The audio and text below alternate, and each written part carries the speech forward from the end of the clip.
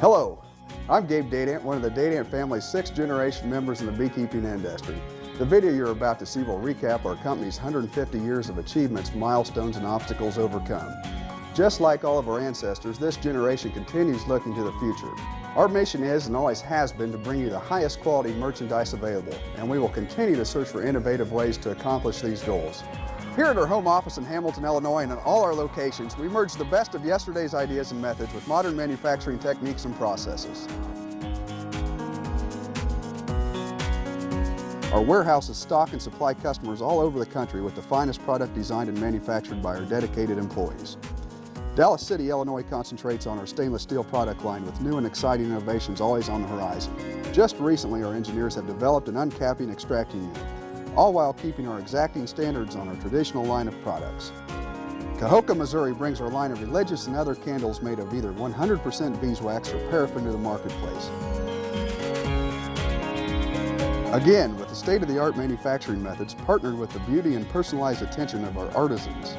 Our plant in Polson, Montana produces some of the finest woodenware in the industry, an integral part of your beekeeping operation, whether you do it as a hobby or on a business scale. We also continue to work with some of the best nutritionists in the country to supply you the highest grade of feeds available. And of course, with the American Bee Journal, we relentlessly strive with the help of modern technology to be the most accessible and knowledgeable source for your beekeeping news and information. These are just a few of the things going on behind the scenes and being improved upon here at Dadant Sons. We'd like to thank each and every one of you for your ongoing support in making the past 150 years possible. Our entire family and staff look forward to the opportunity of continuing to bring you the highest quality merchandise and service for years to come.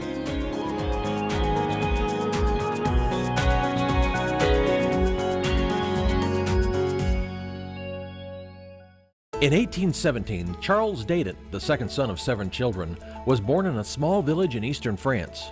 At the age of 12, he found an interest in bees and began helping a neighboring priest harvest honey. As the years passed, he continued to learn about the art and business of beekeeping. Unfortunately, the prospects for his business in France did not materialize, and at the age of 46, he decided to accept the offer of an old friend, Mr. Morlott, to emigrate to the United States and assist him in the growing of champagne grapes and, of course, beekeeping. Upon settling in Hamilton, Illinois, Charles began the work of growing grapes, but soon found that it was not as lucrative as he had hoped, so he began concentrating his efforts on honeybees. Charles's honey business flourished, and at one time he was the largest producer of extracted honey in America. He was also the first to import queen bees from Italy on a large scale, as he was unhappy with the black and German bees found in the U.S. His groundbreaking experiments were chronicled in both American and European journals, and he was eventually offered the editorship of the American Bee Journal. Charles reluctantly declined due to his unfamiliarity with the English language, but continued to learn by reading the New York Tribune and individually translating words with his pocket dictionary. Charles Dadant, a dreamer, a man with ideas and determination who boldly experimented and became known both in his adopted country and abroad as an expert on beekeeping and as the first generation of the family whose name is synonymous worldwide with the science and business of beekeeping.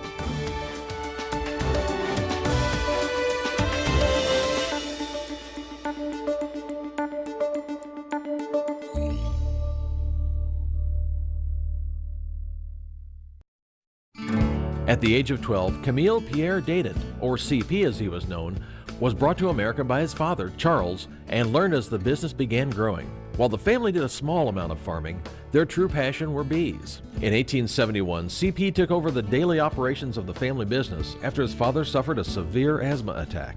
CP would often wake at 4:30 a.m. to cross the Mississippi by ferry, where he would get top dollar for his wares.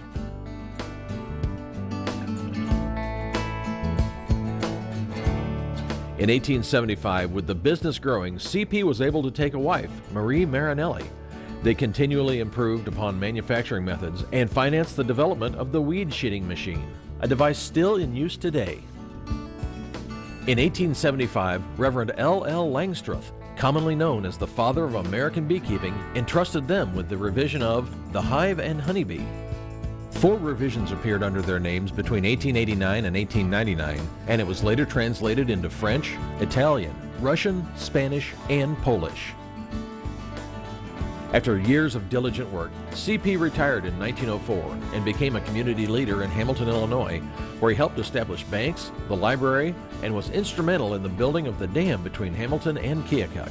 He also assumed publishing the American Bee Journal, with the goal of it to be the finest publication on bees and beekeeping in the world.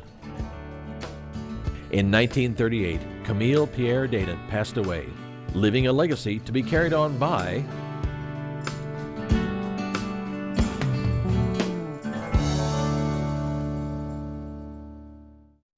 Three of 7 children born to CP and Marie were boys. Louis, Henry, and Maurice all excelled in different vocations, and after completing college, they returned to carry on the Dadant family business. Though several ideas were proposed, the name of the company was settled on as Dadant Sons in 1924. It was moved from the family farm to an existing building in Hamilton, where the corporate offices remain to this day. Each son devoted his time to the business in his own specialty. Louis managed the bees and plant production and later turned his attention to sales. Henry's attention was on plant problems and development. In 1924, he invented the crimp wire foundation, which grew the business to new levels. Maurice devoted himself to the American Bee Journal and operation of the business in general. A line of beeswax candles for the Catholic Church was introduced, and soon the necessity of manufacturing woodenware became apparent. Together, the three brothers introduced the Dadant hive and numerous advances in the art and science of beekeeping. They also vowed to follow French and family tradition by introducing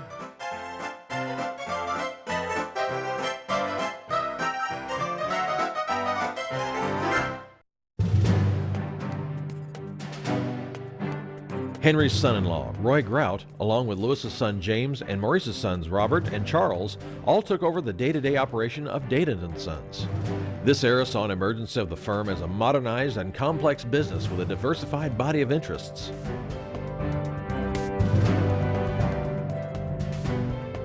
Charles, or Chuck as he was known to all, assumed the position as president and was considered a visionary.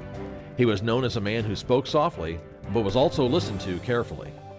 In the following years, new products and marketing methods were explored, and the company grew exponentially with 10 branch locations, a metalware plant in Dallas City, Illinois, a woodenware facility in Polson, Montana, and a new candle factory in Cahokia, Missouri. In the early 1950s, friend and co-worker Dr. G.H. Bud Kale experimented with a hybrid breeding program, which resulted in the very first commercially available hybrid queen bees known as the Starline or Midnight hybrids. Finally, in 1990, Charles stepped down as the head of the company, which ushered in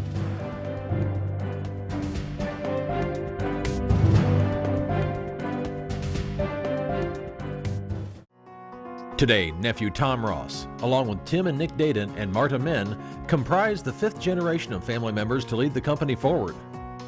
With a thriving line of religious and decorative candles, selling both nationally and internationally, along with beekeeping supplies and literature, the future is bright for this 150-year-old company. A revision of the Bible of Beekeeping, The Hive and Honeybee, is in process, and they continue to publish the monthly American Bee Journal to this day.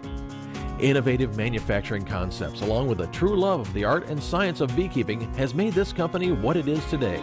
Dadant Sons also houses one of the largest private libraries on beekeeping in the world, and is the world's largest manufacturer of beekeeping supplies, holding true to the belief that it pays to furnish good goods.